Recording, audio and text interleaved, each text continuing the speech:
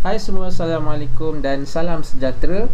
Jadi kita sambung latihan kita pada muka surat 113, sudut hebat. Cikgu terus zoom in pada gambar rajah dan cikgu baca daripada buku latihan masing-masing rujuk.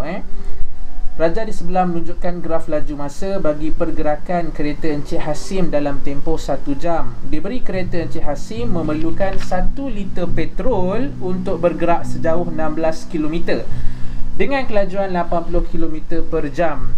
1.5 liter petrol telah digunakan apabila kereta Encik Hasim bergerak pada laju seragam. Hitung nilai T dan bla bla bla bla apa semua.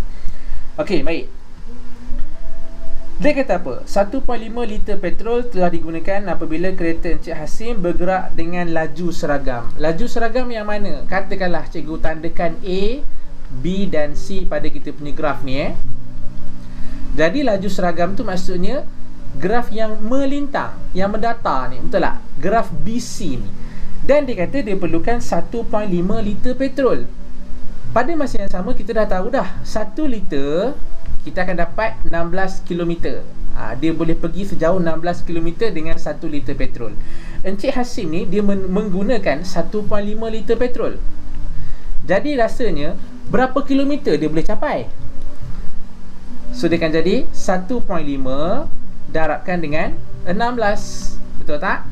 Okay, ni macam matematik biasalah. Awak beli kari pap 2, kalau beli 4 berapa? Dia macam tu kan. Okay, jadi kita akan dapat 24. Maksudnya dengan 1.5 liter petrol dia boleh pergi sejauh 24 km. Itulah juga jarak dia di sepanjang dia memandu dengan laju seragam, iaitu 80 km ni lah. Okey. Jadi maksud dia, cikgu ulang graf BC ni pada kelajuan seragam 80 km per jam ni dia memandu sejauh 24 km. Jarak pemanduan dia 24 km. Dan soalan minta kita cari nilai T. Okey. Untuk graf BC ni, untuk graf dengan kelajuan seragam ni, kalau kita pantulkan kepada paksi X, kita akan dapat satu bentuk segi 4. Jadi kita akan keluarkan rumus luas segi 4, iaitu panjang darab lebar. Panjang bagi segi 4 itu adalah 80 darab dengan lebar. Lebar dia adalah T tolak dengan 0.2. Okey, apa yang kita buat ni? Luas. Dan kita kena ingat, untuk graf laju masa, luas bermaksud jarak. Okey? Jadi secara tak langsung, jarak kita untuk sepanjang pemanduan dengan laju seragam 80 km sejam ni, jarak dia adalah 24 yang kita kira tadi. So samakan dengan 24. Nampak tak? Okey, so dekat sini kita just boleh pindah-pindah je lah. Okey, 80 boleh pindah ke sana, dia jadi bahagi. So 24 bahagi dengan 80, 0.3.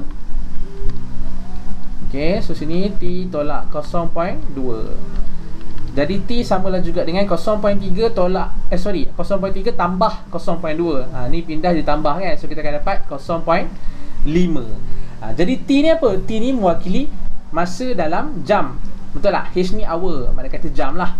Okey, jadi unit untuk T ni adalah jam, 0.5 jam. Itulah nilai T kita untuk soalan A. Seterusnya dia tanya pula, apakah kadar perubahan laju dalam kilometer per jam per minit? Ni ada unit issue Ada isu pada unit dia. Kenapa? Sebab kalau kita tengokkan kita punya paksi Y, unit dia kilometer per jam. Kalau paksi X, jam. Tapi jawapan nak dalam kilometer per jam, yang mana kata yang paksi Y ni okey, tak ada masalah, per minit. Ni yang problem. Ini yang problem. Bukan problem apa, ada unit issue lah. Ada isu pada unit dia. So mana kata nanti yang paksi X ni dalam jam ni kita kena ubah kepada minit sebab tu dia kata kilometer per jam per minit. Kena faham betul-betul. Kalau dia kata kilometer per minit per jam, yang paksi Y kita kena ubah. Tengok betul-betul cara dia sebut kilometer per jam per minit. So yang paksi X yang kita kena ubah. Kalau cikgu sebut kilometer per minit per jam, itu mana kata paksi Y yang kena ubah. Perhatikan betul-betul macam mana cikgu sebut benda tu. Okey, baik. Kadar perubahan laju itu maksudnya pecutan ataupun nyah pecutan. Cuma kalau kita tengok graf kita ni, untuk 0.2 jam yang pertama, graf kita tu menaik. Betul tak? Graf kita yang AB ni kan, dia menaik. Okey. Dan untuk cari pecutan ataupun nyah pecutan, kita akan gunakan rumus kecerunan. Betul tak? Kita akan gunakan rumus kecerunan. Okey, baik. Kita cari dua koordinat di sepanjang graf AB tersebut. Yang graf 0.2 jam pertama tu kan. Kita cari dua koordinat. Koordinat yang A ni 0,0 lah. Okey, koordinat yang B ni kita akan dapat 0.2 80. Okey, baik. So apa rumus kecerunan? Y2 tolak Y1. So nanti kita akan dapat 80 tolak 0 bahagi dengan 0.2 tolak 0. So yang atas ni 80 tolak 0, 80 lah. Tapi ingat yang bahagian atas ni mewakili paksi Y. Mana kata yang paksi Y ni unit dia kilometer per jam. Betul tak? Okey, sekejap buat sepadan sikit. Okey. Yang bawah ni pula 0.2 tolak 0, 0.2 lah. Tapi unit dia ni dalam jam. Betul tak? Tapi soalan dah kata dah, dia nak dalam kilometer per jam per minit. Which is yang atas dah okey. Kilometer per jam. Nampak tak? Yang atas dah okey. Kilometer per jam per minit. Yang bawah ni kita kena ubah kepada minit. Jadi apa nak buat? 0.2 ni kita kena darabkan dengan 60. Sebab jam nak tukar kepada minit kan darab 60 kan. Darabkan dulu. Okay, so 0.2 darabkan dengan 60, kita akan dapat 12. So yang atas tu tulis je lah balik 80. Okay, ingat yang atas tak ada isu yang bawah pun kita dah tukar unit kepada apa yang diminta. So mana kata yang bawah ni minit. Nampak tak? Baru kita bahagikan 80 dengan 12. So kita akan dapat 6.6 bla bla bla bla bla. Kita mudahkan kepada 2 titik perpuluhan, kita akan dapat 6.67 km per jam per minit. Ni cikgu tulis macam ni. Kamu tangkap lah Dah siap. Okay. Jadi secara tak langsung kita dah habis bab yang ketujuh, graf gerakan matematik tingkatan 4 kita dah settle. Dan untuk soalan praktis ni, cikgu berkenan dengan soalan nombor 2 yang dia tulis kebat tu kan. Yang kita buat muka surat 112. Soalan nombor 2 kebat tu best bagi cikgu, dia best. Lepas tu soalan sudut kebat ni kedua yang menarik bagi cikgu secara peribadi. Okey, baik, sekarang kita sambung dengan bab 8, sukatan berserakan data tak terkumpul. Tapi kita akan terus lompat kepada muka surat 118. Nanti yang muka surat 115 sampai 117 tu kita buat kemudian. Sebab apa? Cikgu rasa cikgu nak ajar yang paling simple dulu, bawa kepada yang mencabar sikit macam itulah. Tapi bukanlah maksud cikgu muka surat 115 tu mencabar sangat, tidak. Cuma kita kena buat batang daun. Tahu kan plot batang daun? Kat sekolah belajar sikit-sikit pernah dengar lah. Tak belajar, tak ingat pun tak apa, tapi pernah dengar nama tu kan, batang dan daun. Nak plot benda tu nantilah kemudian kita buat. Okay, kita buat yang simple-simple dulu, tak payah nak plot-plot bagai apa semua. Okay, so kita buat terus muka surat 118. Ingat nanti kita patah balik. Kalau cikgu lupa, ingatkan cikgu tu. 118. Okay, cikgu terus zoom kepada soalan nombor 3 Hitung julat bagi set data yang berikut. Kejap Bismillahirrahmanirrahim. Okey. Julat. Nak hitung julat senang. Dia bagi satu segi data macam ni. Okey. Dia susun ikut tertib naik ke, tak susun ikut tertib naik ke, tak kisah. Senang je nak kira julat. Data yang paling besar tolakkan dengan data yang paling kecil. Apa data kita yang paling besar kat sini? 40. Data yang paling kecil apa? 23. Jadi julat samalah juga dengan yang paling besar tolakkan dengan yang paling kecil. Nampak tak? So 40 tolak dengan 23, awak akan dapat 17. Okay, ni jawapan dia. Soalan B. Apa data kita yang paling besar? 57. Apa data kita yang paling kecil? 35. Cara yang sama. Ni kena ingat julat data yang paling besar ditolakkan dengan data yang paling kecil. So 57 tolakkan dengan 35. Nanti awak akan dapat 22. Okey. So yang C, cuba yang C. Yang C sepatutnya awak akan dapat 23.4. Okey. Yang D sepatutnya awak akan dapat 3.1. Okey, kalau tak dapat bagi tahu. Mungkin ada silap kat mana-mana, cikgu masuklah kalau tak dapat tu. Okey, tapi fahamkan betul-betul julat data yang paling besar tolak dengan data yang paling kecil. Senang je. Okey, seterusnya nombor 4. Soalan minta apa? Hitung julat bagi setiap data berikut. Ni pun sama, nak julat. Tapi dia bagi bentuk jadual. Tapi tak apa, jangan pening-pening, jangan susah hati. Julat apa yang dia nak minta ni? Julat untuk paksi X. Paksi X yang mana cikgu? Ada atas ni umur, bawah ni bilangan kanak-kanak. Habis yang paksi X yang mana? Paksi X yang atas. Ni paksi X. Okay, yang bawah ni bilangan kanak-kanak ni paksi Y. Jadi ingat yang atas paksi X dan julat yang kita nak tu, kita cari julat yang paksi X. Yang paksi X yang atas lah maksud dia. Kaedah yang sama, kita cari yang paling besar tolakkan dengan yang paling kecil. Jadi julat kita untuk soalan A tu samalah juga dengan 12 tolak 7. So kita akan dapat 5. Julat apa ni cikgu? Julat umur. Sebab paksi X tu kan umur. Jadi julat umur kita adalah 5. Kalau soalan B pula, julat apa cikgu? Julat bilangan adik-beradik. Berapa yang paling besar? Tolakkan dengan yang paling kecil. So julat kita akan jadi 4 tolak 0. Samalah juga dengan 4. Julat apa ni cikgu? Julat bilangan adik-beradik. So kena ingat dalam kepala julat mesti yang paksi X yang diletak kat atas. Awak jangan risau, cikgu nanti macam mana cikgu? Kod-kod dia letak X tu dekat bawah. Tidak. Kalau berlaku macam tu, dia akan bagi tahu. Dia akan bagi tahu yang X tu dekat bawah, dia mesti bagi tahu. Dia takkan senyap-senyap nak terbalik. Tidak. Itu dah luar tabiat nama dia. Okey. Baik, soalan nombor 5. Apa dia minta ni? Hitung julat antara kuartil. Ni julat antara kuartil pula. Pertama sekali sebelum kita masuk, kita kena tahu dulu apa rumus julat antara kuartil. Cikgu buat JAK julat antara kuartil. Rumus dia adalah kuartil ketiga ditolakkan dengan kuartil pertama. Baik, mula-mula sekali dia bagi satu siri data. Apa nak buat dengan siri data ni? Kita susun dalam tertib menaik. So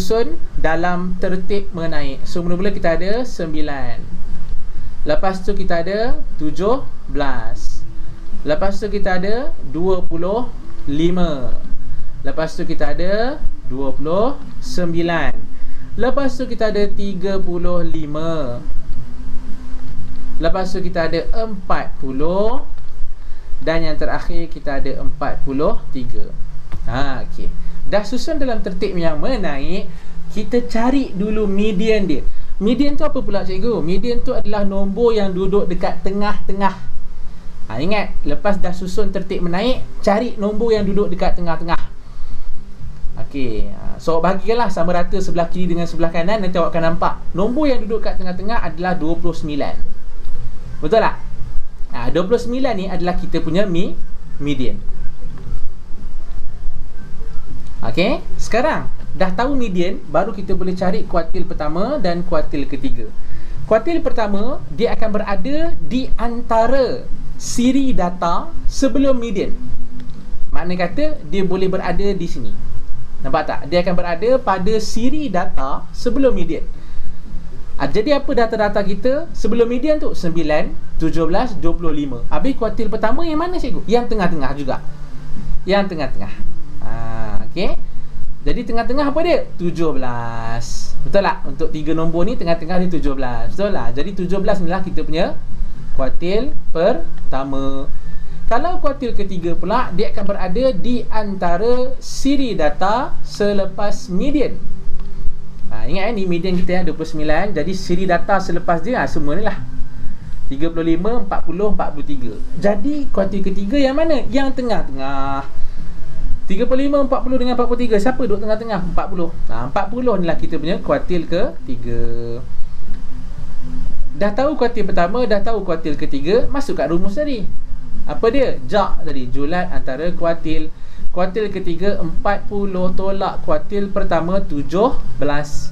Jadi sepatutnya awak akan dapat 23. Siap. Okey, baik. Yang B, jom kita sambung lagi. Bismillah. Macam biasa, pertama sekali susun dalam tertib menaik. So mula-mula kita ada apa? Kita ada 16 27 28 31 41 43 52 dan 60. Okey. Nak tak nak cari dulu median. Dia tak minta pun cikgu. Ya, tapi nak tak nak kena cari median yang mana? Nombor yang duduk tengah-tengah. Jadi bila awak bahagikan bahagian kiri dengan kanan sama rata, awak akan dapati median kita, nombor yang duduk kat tengah-tengah tu, ni 31 dan 41. Betul tak? Bila awak bahagikan kanan dan kiri sama rata, awak akan dapat nombor yang kat tengah-tengah tu 31 dan 41. Jadi apa nak buat cikgu? Dua nombor ni? Tak nak. Kita nak satu nombor je. Kita nak satu nombor je, iaitu nombor tu duduk tengah-tengah di antara 31 dan 41. Dia buat macam mana? 31 tambahkan dengan 41, kemudian awak bahagikan dengan 2. Dia macam rumus apa? Titik tengah lah. Macam rumus titik tengah. Okey? Boleh So tambahkan 31 dengan 41 ni, kemudian awak bahagikan dengan 2. Awak akan dapat 36. Itu median kita. 36 kat mana cikgu? Macam cikgu kata lah, dia duduk kat tengah-tengah, iaitu di antara 31 dan 41. Makna kata median kita, cikgu badak sekejap. Okey, baik. Makna kata median kita duduk kat sini, tengah-tengah ni. Ni lah 36 ni lah. 36 lah. Perlu ke cikgu saya tulis 36? Tak payah tulis.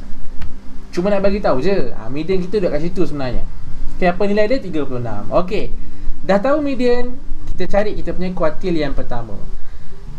Kuartil yang pertama macam cikgu cakap lah, dia akan berada di antara siri data sebelum median. Jadi kalau sebelum median, makna kata dia akan berada sekitar sini. Betul tak? Iaitu di antara 16, 28, 28, 31. Okey. Jadi kuartil yang pertama yang mana satu cikgu? Yang tengah-tengah juga. Cikgu, kalau saya bagi yang tengah-tengah, saya akan dapat 28 dengan 28.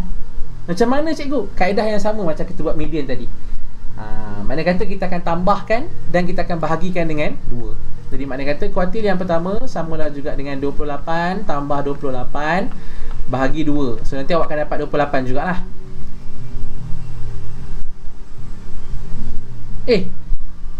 Cikgu salah tulis Ni bukan 28, 27 ni.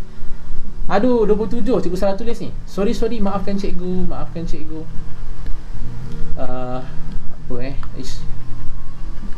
Sekejap Ni 27 lah. Apa cikgu ni?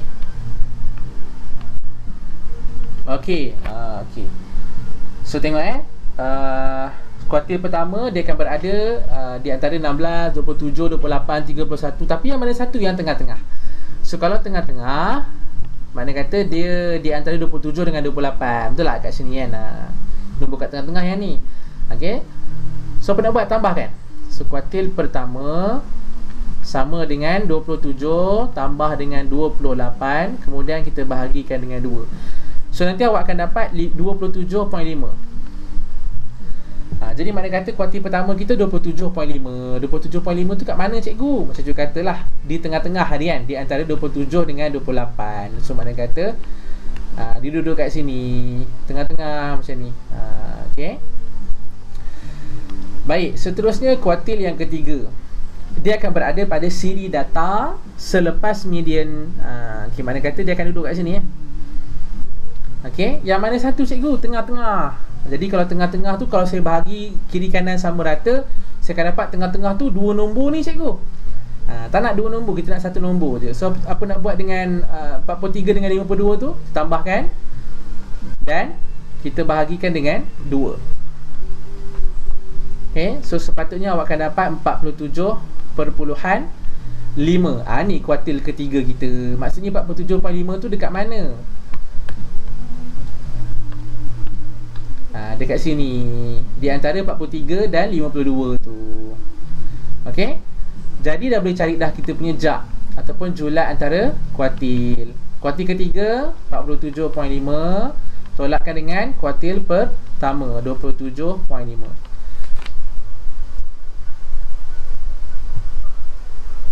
Okey, baik. Jadi sepatutnya bila awak tolak tu awak akan dapat 20. Itulah julat antara kuartil kita.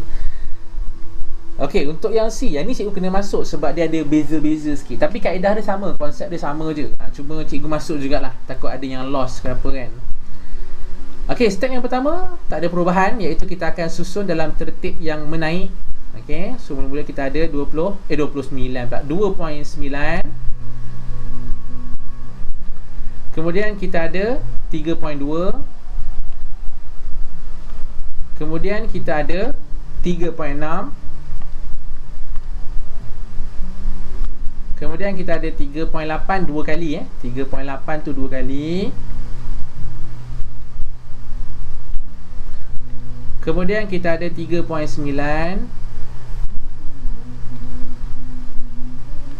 Kemudian kita ada 4.2. Kemudian kita ada 4.7. Okey, kejap. Cikgu nak tarik sikit. Cikgu boleh tulis kat bawah, tapi takut nanti awak pening. So cikgu nak buat dia sebaris je.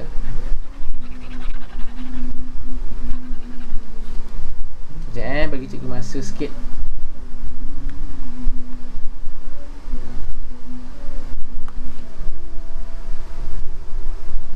Okey, so 4.2 dia potong. Okey, lepas tu kita ada 4.7. Baik, seterusnya kita ada 5.8. Dah habislah. Okey, dah siap tulis semua. Okey, dah susun tertib menaik. Lepas tu apa nak buat? Cari median. So median kita nombor yang duduk kat tengah-tengah. So bagikanlah sama rata di antara sebelah kanan dengan sebelah kiri. Jangan nak patah kerusi ni, bunyi-bunyi kat dia. Okey, so, kalau kita bahagikan sebelah kiri dan kanan sama rata, kita akan dapat median dia 3.8. 3.8 yang ni. Ni median dia. Kan ada ketika kita dapat dua nombor. So bila dapat dua nombor tu kita kena tambah, lepas tu bahagi dengan 2. Yang ada ketika ni macam soalan ni dengan soalan A tadi, memang kita dapat terus tengah-tengah ada satu nombor. Senang lah kan. Okey, dah dapat median. Jom kita cari dia punya kuartil pertama. Kuartil pertama dia akan letak pada siri data sebelum median. Sebelum median. Mana kata yang ni. Tapi yang mana satu? Yang tengah-tengah. Yang tengah-tengah. Jadi 2.9, 3.2, 3.6, 3.8. Tengah-tengah dia apa cikgu? Tengah-tengah dia maksudnya yang ni. Tengah-tengah dia kat sini. Betul tak? Iaitu di antara 3.2 dan 3.6. Dia nak buat apa dekat tengah-tengah tu? Guna rumus titik tengah. Dah kata dia tengah-tengah di antara 3.2 dengan 3.6 kan? So tambahkan 3.2 dengan 3.6 tu. Kemudian kita bahagi dengan 2. So nanti awak sepatutnya akan dapat 3.4 Okey, baik. Kuartil ketiga pula dia akan berada pada siri data selepas median. Makna kata daripada 3.9, 4.2, 4.7 sampai 5.8. Tengah-tengah yang mana? Tengah-tengah makna kata yang dekat sini, iaitu di antara 4.2 dan 4.7. Betul tak? Okey. Jadi apa nak buat? Tambahkan dan bahagikan dengan 2. Dan sepatutnya awak akan dapat 4.45. Belum jawapan akhir. Sorry 4.45. Jadi apa yang diminta? Diminta julat antara kuartil. Cikgu buat ringkas cikgu buat jak lah julat antara kuartil lah tu. So kuartil ketiga kita 4.45. Tolakkan dengan kuartil pertama kita 3.4. So nanti sepatutnya awak akan dapat 1.05. Cubalah. Okey, cuba buat tau. Okey, baik. Sekarang soalan nombor 6. Nombor 6 ni pun sama juga. Dia minta julat antara kuartil. Cuma dia bagi bentuk jadual. Kalau dia bagi bentuk jadual, mula-mula sekali awak cari dulu dia punya kekerapan longgokan. Kekerapan longgokan. Tadi masa kelas Alif tanya, cikgu ni dah ada kekerapan. Ni kekerapan. Kita nak kekerapan longgokan. Okey, untuk yang first, untuk yang paling kiri sekali, dia bagi kekerapan dia 3 kan. So kita copy paste je 3 ni. Copy paste je. Sebab tu starting kita. Itu starting kita. Okey. Seterusnya, mata dia 1, kekerapan dia 5. Jadi apa kekerapan longgokan dia? Senang je, awak tambahkan. Ni awak tambahkan. So awak akan dapat 8. Okey. Untuk mata 2, kekerapan 9, apa dia punya kekerapan longgokan? Sama je. Ini awak tambahkan. So awak akan dapat 17. Okey. Seterusnya pun samalah. Tambah-tambahkan je.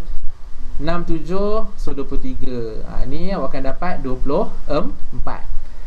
Okey.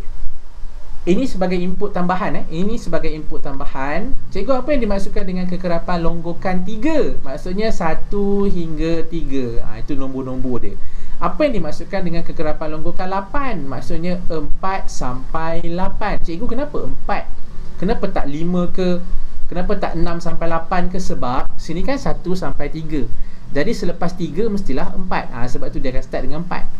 Sama juga ni 4 sampai 8. Kenapa sampai 8? Sebab ni kekerapan longgokan dia stop kat 8. Sebab tu kita buat sampai 8. Lepas 8 apa? 9. Betul tak? So 9 sampai berapa?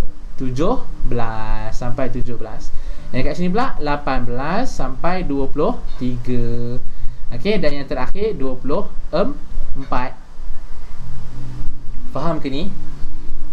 Okey, fahamkan betul-betul kalau tak percaya 1 sampai 3 ni kekerapan dia 3, cubalah awak kira 1, 2, 3. Ada berapa? Ada 3. Sebab itulah kekerapan dia 3. Okey, 4 sampai 8. Ni cikgu padam. 4 sampai 8. 4, 5, 6, 7, 8. Ada berapa semua ni? Ada berapa lidi? 5. Sebab itulah kekerapan dia 5. Ni sebenarnya. Okey, tapi tak payahlah nak tahu sangat sebab tak penting pun. Sajalah cikgu tunjukkan, buat tambah ilmu kan. Okey, dah buat kekerapan longgokan. Kuartil pertama, sekejap tukar, bolehlah warna merah. Kuartil pertama, ni bentuk jadual ni bentuk jadual. Rumus dia adalah 1/4 darab dengan N. N ni apa cikgu? Jumlah kekerapan. Jumlah kekerapan. So awak jumlahkanlah semua kekerapan ni. Okey, so nanti awak akan dapat 24. Macam mana cikgu tahu 24? Sebab masa kita buat kekerapan longgokan tadi, nilai terakhir kita adalah 24. Nilai terakhir ni dekat kekerapan longgokan, nilai terakhir itu sebenarnya mewakili jumlah kekerapan. Tak percaya awak tambahkanlah, awak akan dapat 24. Okey, so mana kata 1/4 darabkan dengan 24. Alhamdulillah. Okey, so 1/4 darabkan dengan 24, awak akan dapat 6. Tapi 6 ni belum jawapan lagi Oh, jangan pula awak kata, kuartil pertama saya 6 lah. Tak. 6 ni maksudnya data ke 6. Itu maksud dia. Ataupun nilai ke 6, ataupun bacaan ke 6. Dia tengok buku, ada buku yang kata bacaan, ada buku yang kata nilai, ada buku yang kata data. Tengoklah. Okey, jadi data ke 6. Data ke 6 ni nak tengok dekat mana? Itu yang cikgu buat color merah ni. Okey, nak bagi faham. So data ke 6 akan berada dekat sini, iaitu 4 hingga 8, iaitu pada kekerapan longgokan yang ke-8. Dia dah tahu dah kekerapan longgokan dia yang 8 ni.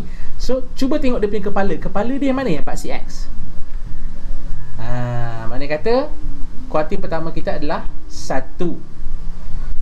Okey, so jom kita buat pula kuartil ketiga. Kuartil ketiga, rumus dia adalah 3/4 darab dengan N. Bezakan betul-betul. Tadi kuartil pertama 1/4. Ni kuartil ketiga 3/4. So 3/4 darabkan dengan 24. Okey, 24 sebab jumlah kekerapan kita N tu mewakili jumlah kekerapan. Okey, baik. So nanti awak akan dapat 18. Tapi 18 ni bukan jawapan dia. So kena ingat, maknanya kata data ke 18. Kena ingat benda tu Data ke 18. Okey, data ke 18 dia akan berada di mana? Dia akan berada pada kekerapan longgokan 23. Sebab tu kena faham kenapa cikgu buat yang color merah bawah ni. Kalau tak faham nanti awak takkan tahu, oh 23 ni sebenarnya 18 sampai 23. Nampak tak? 18 sampai 23. Data kita data yang ke-18. Di mana kata 18 tu akan berada di sini, di mana kekerapan longgokannya 23. Tapi kita nak tengok dia punya kepala yang pasti X, mana kata 3. So jawapan kita 3. Okey. So julat antara kuartil samalah. Kuartil ketiga tolak dengan kuartil pertama. Kuartil ketiga kita 3, kuartil pertama kita 1. So jawapan kita akan dapat 2. Siap. Ni jawapan dia. Okey. So untuk yang B tu sama je. Awak buat lah. Awak cuba buat tak ada apa pun. Okey, sekarang cikgu akan masuk kepada nombor nombor berapa ni? Nombor 6 kan. So nombor 7. Okey, minum air jap. Sekejap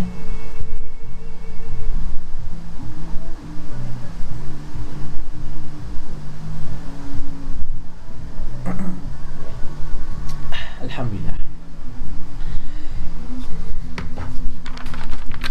Baik, untuk nombor 7, dia minta kita hitung variance dan sisihan piawai. Okey. Simbol untuk variance, simbol untuk variance macam ni. Dia macam nombor 6, tapi bukan nombor 6 Lepas nombor 6 kita buat tegak macam ni kan. Dia tak. Ni nombor 6 nombor 6. Kalau variance dia macam macam tu. Dia macam nak jatuh sikit kan. Lepas tu dia ada kuasa 2. Itu simbol untuk variance. Ataupun cikgu buat macam ni lah. Variance, lepas tu cikgu buat simbol dia. Macam tu. Rumus dia apa? Rumus dia adalah jumlah X kuasa 2 bahagi dengan N tolak dengan jumlah X per N tutup kurungan kuasa 2. Ni rumus ni kena ingat. Rumus ni kena ingat. Okey, baik. Mula-mula sekali cikgu nak bagi tahu, kalau dekat dalam buku, dalam buku mungkin yang dalam kurungan ni dia buat macam ni je. Dalam kurungan ni mungkin dia buat macam ni je. X, lepas tu dia buat palang kat atas. X yang ada palang ni, yang dalam kurungan ni, itu sebenarnya merujuk kepada min.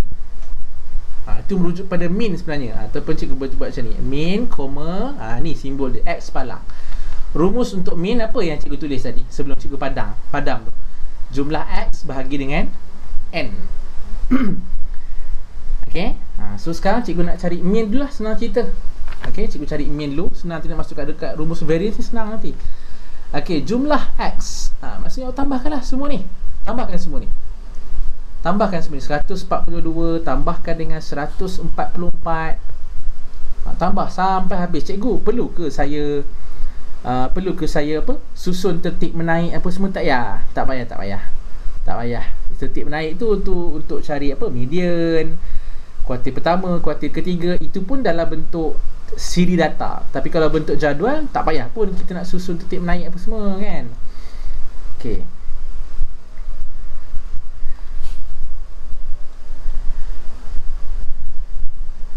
Jom kita tambahkan data-data yang dibagi tu.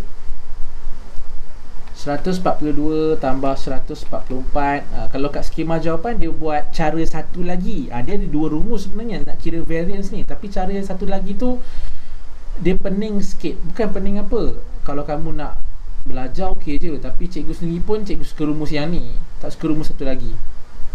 So 142 tambah 144 tambah 148 tambah dengan 149 tambah dengan 153 tambah dengan 156 tambah dengan 157 tambah dengan 163 tambah dengan 165. Jadi jumlah X cikgu, jumlah X, mana kata X tu data-data kita lah.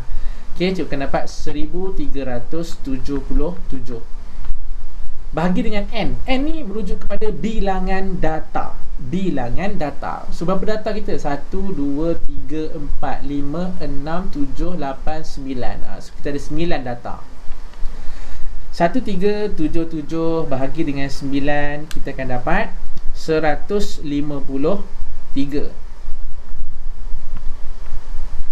Apa benda 153 ni? Ni yang X bertopi ni. Makna kata yang dalam kurungan ni, yang ni cikgu dah tahu dah nilai dia, iaitu 153. Cuma nanti cikgu tinggal kuasa 2 kan je lah. Okey, baik. Sekarang ni baru cikgu dah cari min, baru cikgu patah balik kepada variance. Jumlah X kuasa 2. Maksudnya setiap data kita ni kita kuasa 2 kan. Lepas tu kita tambah-tambahkan. Maksudnya kalau cikgu nak sebutkan dengan kalkulator, masing-masing buat 142 kuasa 2 tambah 144 kuasa 2 tambah 148 kuasa 2 tambah 149 kuasa 2 tambah 153 kuasa 2 tambah 156 kuasa 2 tambah 157 kuasa 2 tambah 163 kuasa 2 tambah 165 kuasa 2. Cikgu akan dapat 211,193. 17x kuasa 2 211,193 bahagi n. N kita tadi 9 lah, bilangan data ya, ada 9. Tolak dengan nampak dalam kurungan ni apa? X bertopi. X bertopi kita dah cari dah. Ingat X bertopi ni min tau. Kita dah cari dah. So gantikanlah 153 tutup kurungan kuasa 2. So ni cikgu rasa kalkulator semua pun tahu, betul tak? Okay, jom tekan kalkulator.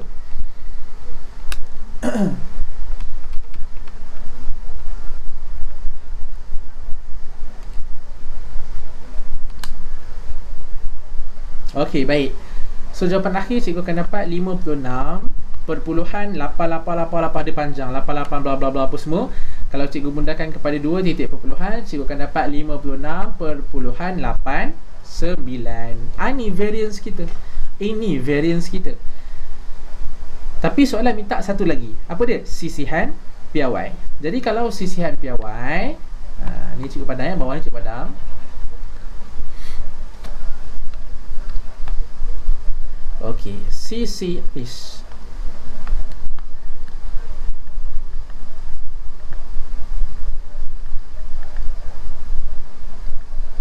sisihan piawai, simbol dia dia macam ni juga, tapi buang yang kuasa 2 tu. Habis kuasa 2 tu pergi mana cikgu? Okey, awak punca kuasa 2 kan yang 56.89. Sebenarnya kuasa 2 tu dipindah kan. Kuasa 2 ni, okay, ni kan variance. Okey, ni kan variance kan. So kuasa 2 tu dia pindahkan, jadi punca kuasa 2. So bila awak punca kuasa 2, jawapan variance tu awak dapatlah sisihan piawai. Cikgu ulang kalau variance tadi kan ada kuasa 2 kan, simbol dia tu kan. So bila awak pindahkan kuasa 2 tu, dia jadi punca kuasa 2.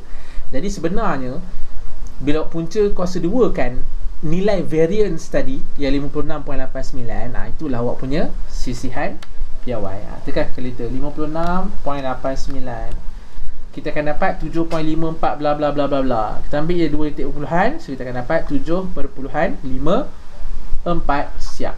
Okey, ni variance kita 56.89, sisihan piawai kita 7.54. Ingat dalam exam jangan terkeliru di antara variance dengan sisihan piawai. Kalau dalam kerja awak betul tetapi awak salah tulis, contoh yang ada kuasa 2 ni buat dah betul dah, tiba-tiba awak kata tu sisihan piawai, habis salah. Sayang sangat. Okey, jaga elok-elok. Okey, untuk yang B pun cuba buat. Okey, as long dah tahu rumus, dah tahu dia punya X tu mewakili apa, N tu mewakili apa, X topi tu mewakili apa, insya-Allah kamu boleh buat. Okey, cuba yang soalan B tu.